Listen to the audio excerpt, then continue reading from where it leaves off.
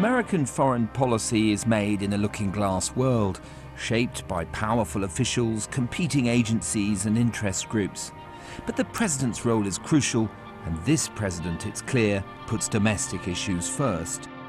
You know, we're moving awfully well. We're getting a lot of things done. I don't think there's ever been anything like this. He hasn't travelled abroad during his first 100 days, and a prevailing view in Washington is that he's devolved much of foreign policy making to his cabinet. This does not amount to a coherent view of foreign policy. There's not a coherent foreign policy view. There's not a coherent sense of what our priorities are, what our attitude towards human rights should be, you know, how we should develop certain alliance relationships, how we should, you know, what the long-term strategy is for dealing with opponents, you know, whether it's Russia or China, what have you.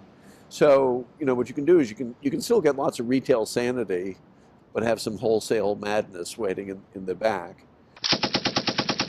Under Obama, the military complained of micromanagement. Trump, by contrast, has signed off broad powers to the Pentagon. From Syria to Afghanistan, Somalia and Libya, more Americans are heading in harm's way. Rules of engagement are being relaxed. And if the military wants to drop the mother of all bombs, so be it.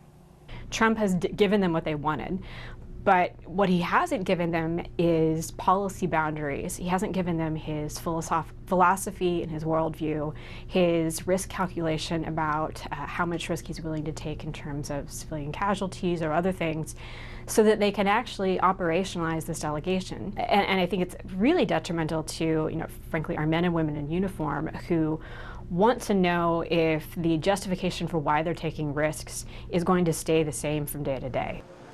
As for the non-kinetic or soft power side of life, the new Secretary of State has had to accept a 39% budget cut, and is only now, after initially being frozen out by the White House, assuming a bigger role. So if Trump has discarded some of his wilder campaign rhetoric about NATO being obsolete, having a trade war with China, or cozying up to Putin, what's the problem?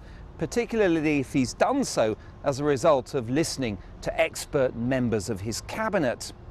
Well, the president's foreign policy critics would say all he knows how to do is respond to day-to-day stimuli, and that he's got no idea of an overall strategy. Underlying the policy vacuum is the slowness of appointments by this administration.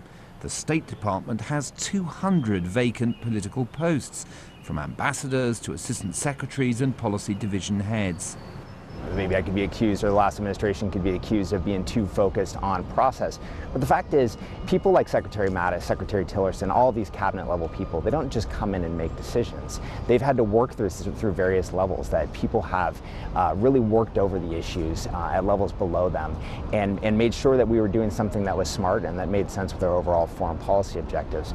That is largely made by the whole contingent of political appointees, many of whom are Senate confirmed, that are largely absent from this administration. Some blame the absence of political appointees for the recent Carl Vinson mishap.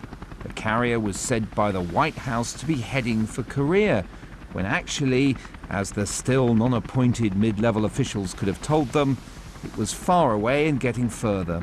But underlying all the criticisms is the view that, with so many changes of course by the president himself, it's him who lacks strategy and fosters uncertainty. He will never come to see the importance of consistency and predictability and sort of, you know, stability and maturity in the conduct of foreign affairs. He still clearly believes that it's a good thing to be unpredictable, that it's a good thing to be very spontaneous, to be very transactional, and that's very dangerous. Ultimately, the efficacy of Trump's delegated approach is likely to be tested in a crisis, with a host of issues from Korea to Iran or Syria unresolved. That may not be long in coming.